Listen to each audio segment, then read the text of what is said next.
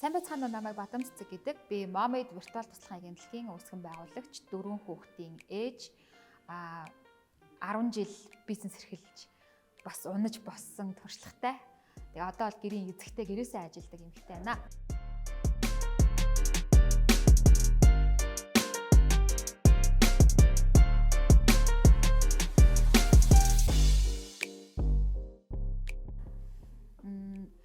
Бидний одоо яг хийж байгаа ажлын гол зорилго нь болохоор Монгол эмэгтэйчүүд гэрээсээ олон улсын зах зээл дээр ажиллаад эндээс валютын орлого олох зорилготой буюу үйлчлэгээ гадны зах зээл дээр экспортлох зорилготойгоор ажилладаг.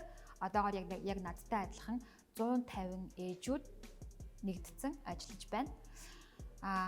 Ер нь бол би бизнес хийх сонирхолтой гэх юм уу, илүү entrepreneur сэтгэлгээтэй хүн юм шиг байгаа.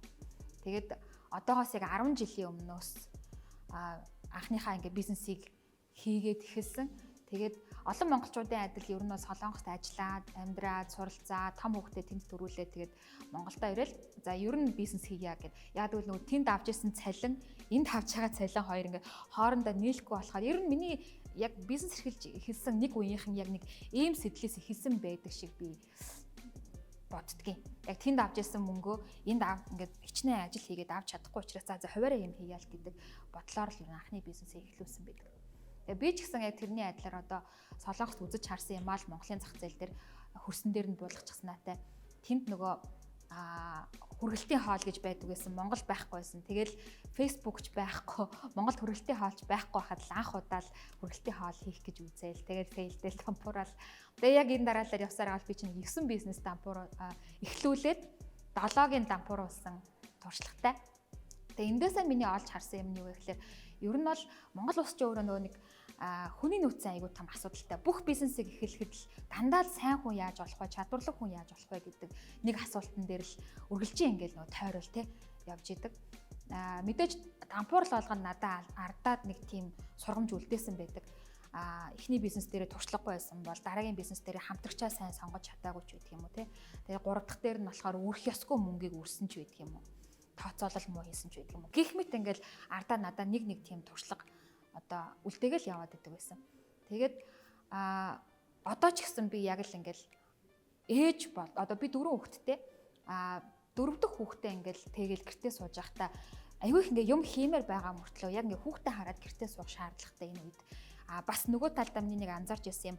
Урд нь ингээд хүн аваад ажилуулахаар аюу гоо ингээд сурж явж байгаа л жирэмсэн боллоо. Хүүхэд гаргалаа гэл гэртээ сууж байгаа дүүнер тэднийг ингээд уул ингээд ажилд оролцуулмаар байдаг ч гэдэг юм уу те зөндөө олон шалтгааны улмаас яг энэ гэрээсээ ажилдаг ээжүүдийн нэгдэл буюу виртуал туслахын агентлагийг л үүсгэн байгуулъя гэд олон юмны уулзуур, олон туршлага, олон өөрийн амьдралын хэв маяг энэ ингээд нийлж яагаад энийг ихэлсэн байдаг юм аа.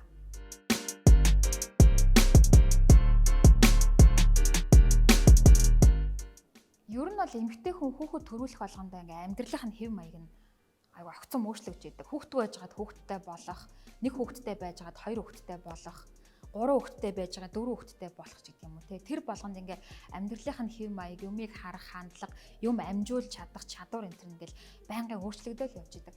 Гэхдээ нөгөө улам ингээм ачаалал дааж чаддаг болж байгаагаа ер нь мэдрээд идэг байхгүй эмэгтэй хүн.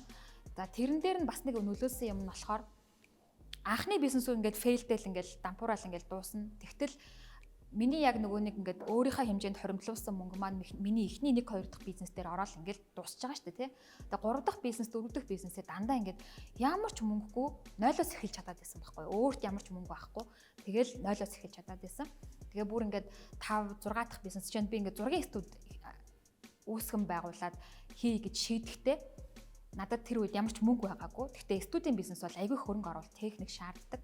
Гэтэл би нөгөө нэг яаж хэлж байсан бэ гэхээр одоо аппараттай зурагчийн ажилд аваад, машинтай жолооч ажилд аваад, гэх мэтээр ингээд тэг компьютертэй дизайнер ажилд аваад гээд өөрөөсөө ингээд гарахгүйгээр ингээд нэг эвлүүлж чадаад байсан байхгүй юмнуудыг хооронд нь.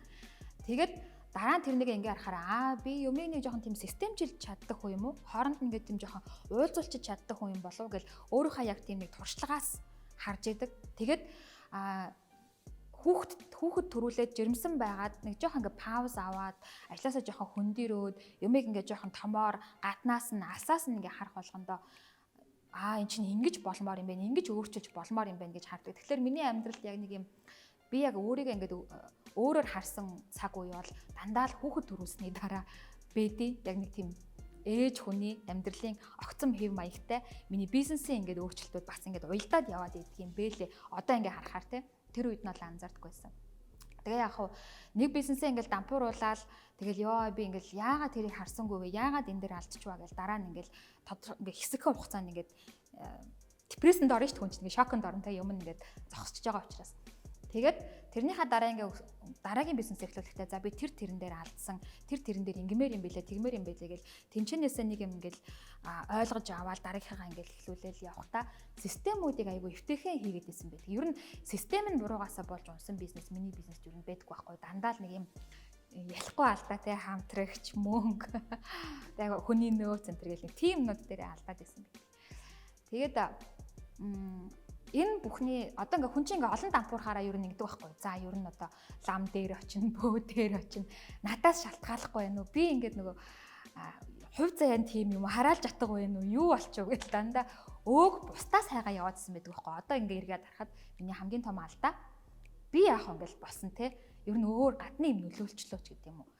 Тэгээд одоо ингээ ойлгоход яг нөгөө амьдралаа гартаа барина, өөртөө итгэнэ гэдэг нь юу ч тэр ном уншлага засал одоо юу гэдгийг өөр юунаас ч үл хамааран яг энэ нэг дотоод нэг бадмаа гэдэг юм хүний хуримтлуулсан туршлага алдсан алдаа чадж байгаа давуу тал энтрэ ингээд хүн чинь ингээд нэг жоох ингээд мэдрээд би яг нэг энийг чадаад байгаа юм биш үү гэж ойлгоод те тэр лам мам юу ч хамаагүй тэр ингээд юу ч өөр одоо миний хамтарч байгаа хүмүүс муу байсан сайн байсан ажиллаж исэн хүн ажилласаа гарсан орсон тэр мөнгө санхүү байсан байгаагүй яг нэг хувь бадмаа өөрөө яг юу чадаад байна би юун дээр алдсан юун дээр онсон би юу чадсан гэдээ яг нэг дотоод хүнтэйгээ ажиллах үед те гадна хүчин зүйл одоо огтын хамаагүй болоод тэнд миний хамтрагч сайн байсан муу байсан би мөнгөтэй байсан мөнгөгүй байсан эсвэл одоо ном сонин уншуулсан байсан засал ном хийлгсэн байсан тэрнээс бүр огтын хамаагүй болоод яг энэ нэг бадмаа гэдэг хувь хүнтэйгээ ингээ ярилцаад би тэрийг чадаад байгаа юм байна. Тэрэн дээр алдсан юм байна. Энийг би болох юм байна гэдэг ч юм уу. Яг хувь хүнтэйгээ ярилцаад өөртөө яг итгээд эхлэх үед тэр нэг амьдралынхаа жолоо гартаа барина гэдэг юм. Айгу орж ирд юм шиг санагдсан. Тэгээгүй бол тэгэл ээж хүүхэд харж өгөөс болоод найз намайг ойлгоогүйгээс болоод гэл ингээл айгүй олон юмыг гаднаас хайгаа шалтгаанаа гаднаас хайгаал яваад байсан учраас би тийм олон дампуурсан болов гэж боддөө шүү дээ. Одоо бол яг нөгөө өөртөө ингээл яг итгэлтэй би энийг л чадна. Би бол энийг чадна. Тэрийгэ чадахгүй юмаа чаддаг хүнээр нь хийлгэе. Чаддаг юмаа өөрөө хий. Өөрөө чаддаг юмаа өөрөө хийч гэдэг юм уу те. Нэг энийг ингээ ойлгоод хүлээн зөвшөөрөөд таниад ухаад ойлгоод ирэхээр л би яг нэг юм хүний үгээр ингээд авсаархан далижгүйгээр амьдралаа ингээд биш амьдралаа ч юм бизнесээ ч юм уу те ер нь бүх юм ингээ өөрөө авч явж чадаад идэг юм шиг санагдаад анзаардаад идэг.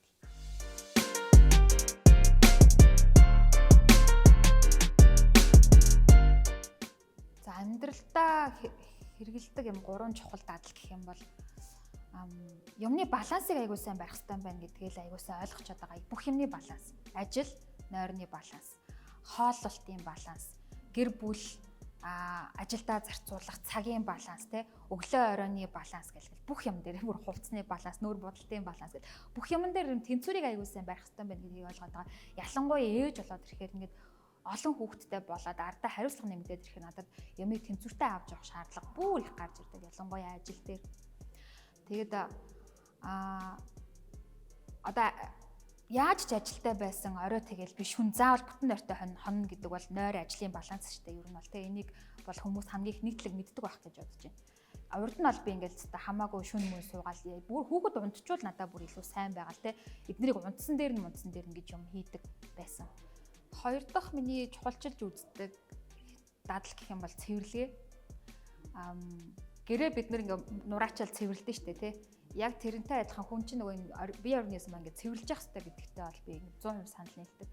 Тэгээ өөрөөсөө гадна хүүхдүүдийнхаа юу идэж ууж байгаа дэрийг анхаарч тэр нэг амттай хоолыг 7 хоногт одоо амттай хоол гэхээс илүү нөгөө балиар хоол, junk food тэрийг 7 хоногт нэг удаа идүүлчихэд 6 хоногт нь илүү юм эрүүлэр явдаг. Яг эзнийхэн дараа өдөр нь болохоор илүү их тийм 13 ч юм уу, ногоо ч юм уу, овёс ч юм уу, эслэг өгч нөгөөх junk food-ийн биес нь хурдан цэвэрлж гаргадаг ч гэдэг юм уу. Нэг тийм цэвэрлэгээ одоо эдлээ цэвэрлэлээ гэдэг процессыг л бие дотроо болон гэр бүл дээр айгүй их тийм доктортойгоор авч явах хичээдэг гэх юм да. Энэ бол яг нөгөө эрүүл байх хамгийн одоо суур үндэс юу гэх юм те. Хүн чинь ингээд би амаараа юу гэж миний бие яг л тийм болж хувирж байгаа те. Цэцгийг зэвтэй усаар услаад байх юм бол цэцэг хүчтэйгтэй л адилхан. Би ингээл биендээ хор гэж зардаг хоол бол юу байхгүй л те. Гэхдээ өөрөө хүн тэрийг ингээд ангилж мэддэг байх хэрэгтэй гэж би боддог. Тийм болохоор хоолтон дээр нэлээд анхаарал хандуулдаг. Тэгэхээр би тэр нэг биеэ цэвэрлэх хэрэгтэй гэдэг дадал зуршлыг бол байнга тогтмол барьж явахыг хичээдэг. Дараагийнх нь нэг чухал зуршил болохоор бид нэр ингээд цаг үеэ мэдрэх, тэрнтэйгээ зохицуулж өөрийгөө ингээд тасралтгүй хөгжүүлж явах гэдэг зүйлийг бас тогтмол авч явахыг хичээдэг. Яаж игээл нэг технологийн нийтлэл олоод уншиж явах, технологитой холбоотой кино олоод үзчих те. Би тэрийг өөртөө эвтэхнэр яаж ойлгож болох вэ? Би бол ингээд технологийн хүн биш болохоор амар ингээд тийм мэрэгжлийн юм бол ерөөсөй ойлгохгүй.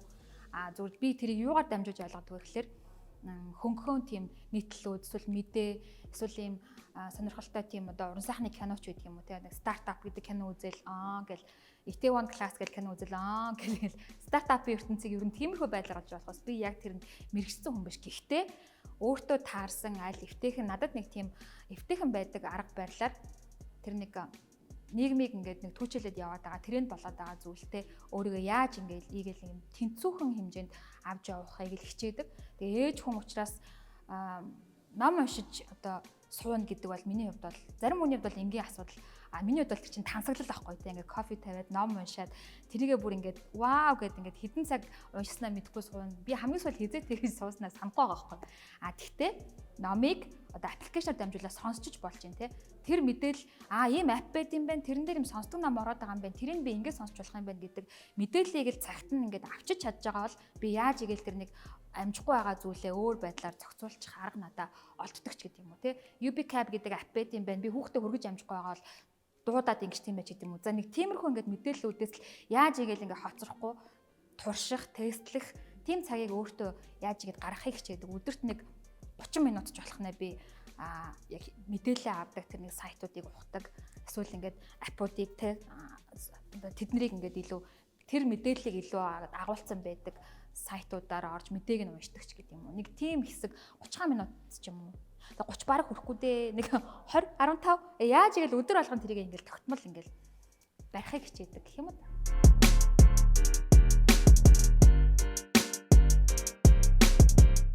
Аз жаргалын 10 нууц гэдэг нэг нэмэгдийн ном уншсан юм аа. Тэгээ номын дэлгүүр дээр байдаг л ах. Тэр номон дээр ингээд нөгөө бусдыг уучлах өнгөрсөндөө биш ирээдүйд илүү анхаарах ч гэдэг юм уу. Нэг юм жижигхэн юм зөвлөгөөнүүд өгдөг байхгүй. Эднэр бол миний одоо нөгөө амьдралд тэрийг би бүр 2007 8 онд бүр Солонгост байхдаа уншсан байхгүй. Тэгээд тэр ном бол яг тэр цаг үеэс одоо хүртэл ингээд би өдөр тутамдаа ингээд байнга хэрэгжүүлж явдаг тийм зөвлөгөө гэж хэлж болохоор те.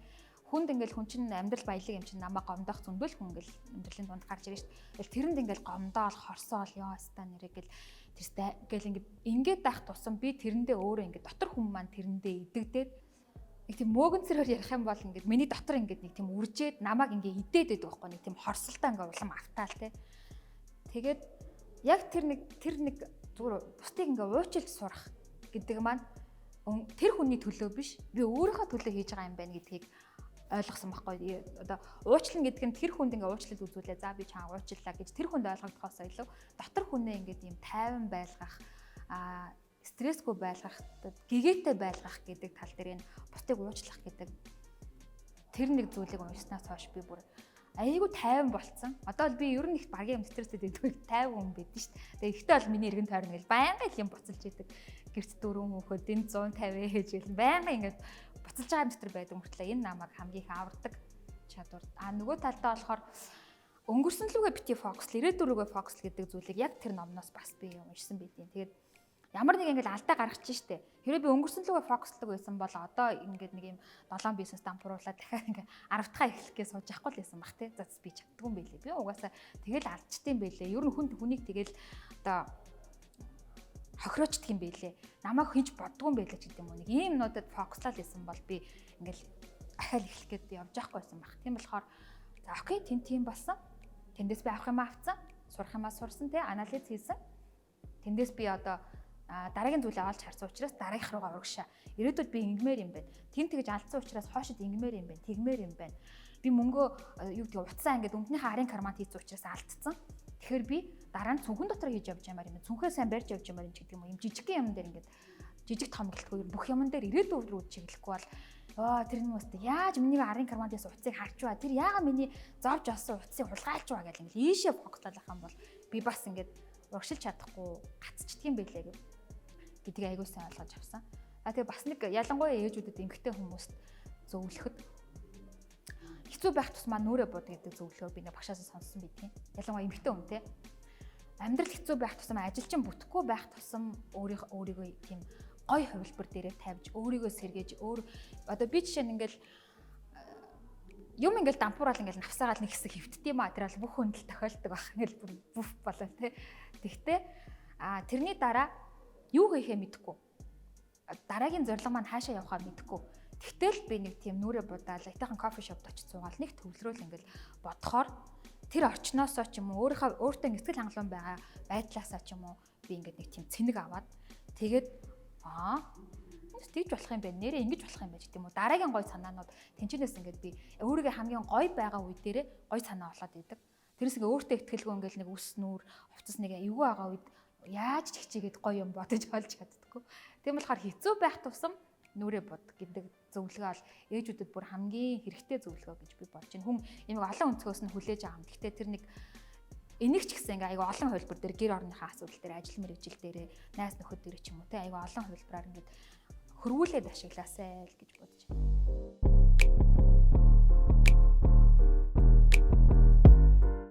Би ер нь бол нэлээд тийм бүлсэг хүн л дээ. Гайлын том 3 дүүтэй. Манай ээж бас нэг тийм гэр бүлсэг ингээл ах トゥ нар дотор ямар асуудал байна бүгдийг очиж зохицуулж ийдэг, наашин цааш нь хүн амьтанд ингээл тусалж ийдэг. Тийм хүний чих тийм бүлсэг хүн гэж ярьдэн шүү дээ.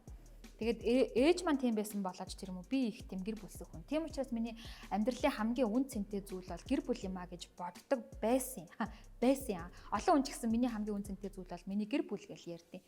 Гэхдээ дараа нь юу ойлгосон бэ гэхээр манай ээж айгуу тийм ингээл одоо гэр бүлсэг бүх юмаа гэр бүлийнхаа төлөө ингээл зориулдаг, өөрийгөө хаяал гэр бүлийнхаа төлөө, өөр хүүхдийн хатлаа зүтгэдэг, өөрөө хичнээн авсааж исэн ч хүүхдтэй хамгийн гоё нь авч өмсгөл хийхчээдэг. Тийм л одоо бүх үнц нь гэр бүлэнд байсан хүн. Гэвтэл 56 наснда дөнгөж 56 наснда хорт тавдраар онцлогдоод 3 сарын дотор тэгэл нас урчиж байгаа байхгүй. Тэг яг энэ үйл явдал надад юуг ойлгуулсан бэ гэхээр үгүй юм байна. Миний хамгийн үнцэнтэй зүйл бол гэр бүл биш юм байна. Миний хамгийн үнцэнтэй зүйл бол миний эрүүл мэнд юм байна. Би хүүхдийнхаа төлөө, гэр бүлийнхаа төлөө гэж бодох тусмаа би эрүүл мэндэд үнцэн өгөх хэрэгтэй юм байна. Илүү урт удаан амьдрах, илүү нөгөө амьдралын чанар гэж ярьдэн штэ тэ ингээд хэвтэрт ороод, асаргаанд ороод, хүүхдээ зовоогоод, санхүү мөнгөний үрээд амьдрах тийм амьдралаар биш.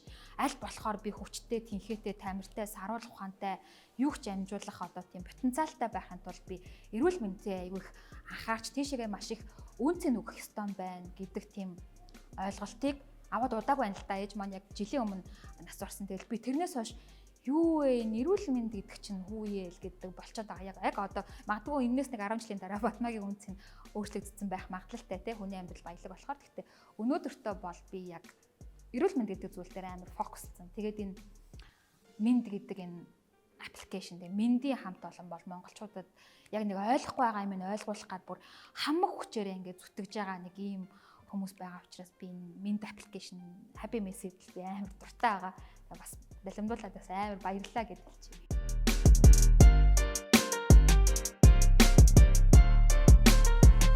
Би тийм өөдрөг хүн юм байна. Юмыг их ингээд эвтэйхэн болж болох бүтэх талыг илүү олж хардаг юмнаас те.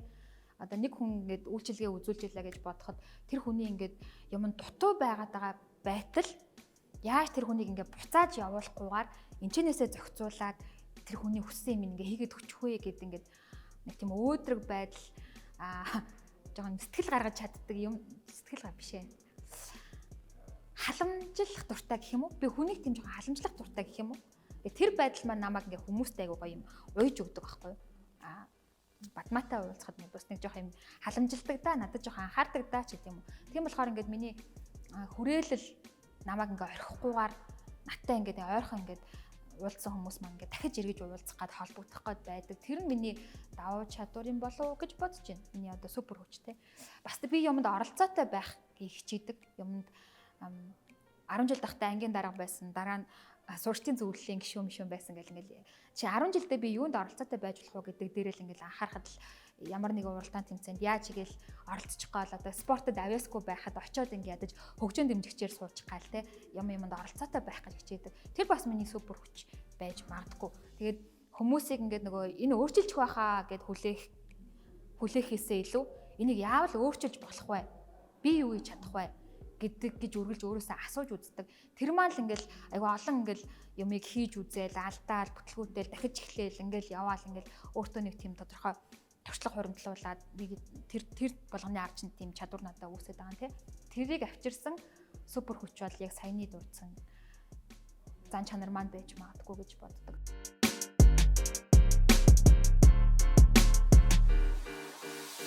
Мами дагналаг одоо ингээл нөгөө өргөжих тусам өөр ийм боломж байгаа юм байна гэдэг боломжууд ингээл нөгөө харагдаад эхэлдэг тий. Тэгээд аль болох нэг юм руугаа ингээ фокуслаад тэр төвлөрөө тэрийг амжилтанд хүрэхийг хичээж байгаа ч гэсэн Момид бол за гадны зах зээл дээр ингэж гарч болох юм байна. Ийм шинэ үйлчлэгээ нэвтрүүлж болох юм байна.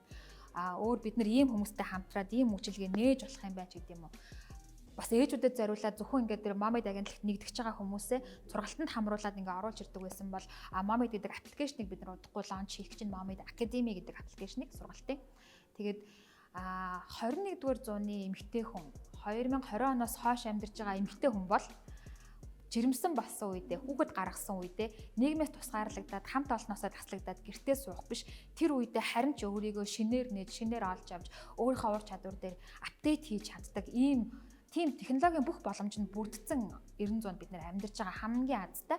Тийм болохоор үүнээс хойш түүнээс цааш эмэгтэй хүн жирэмсэн болсон бол захирал нь яана гэх биш те. За гэрээсээ ажиллаж байгаа. Бас эмэгтэй хүн жирэмсэн болоод хамт олноосоо ингэж кредит аваад тусгаарлагдж байгаа бол тэр одоо цаг мөч бол за одоо өстө жирэмсэн болсон дээрээ хүүхэд гаргасан дээрээ хүүхдээ байгаагаа дээр энийг сураад авчий. Би энийгээр цаашаа ажиллая. Энэ мэрэгжлийг шинээр эзэмшиж гэдэг юм уу. Тийм бүх боломж нь байдаг болчихсон үед амьдарч байгаа учраас энийг л ээжүүдэд илүү ойртуулах, мэдрүүлэх чадна гэдгийг нь өөрт нь ойлгуулах л Momid-ийн гол зорилго байна да.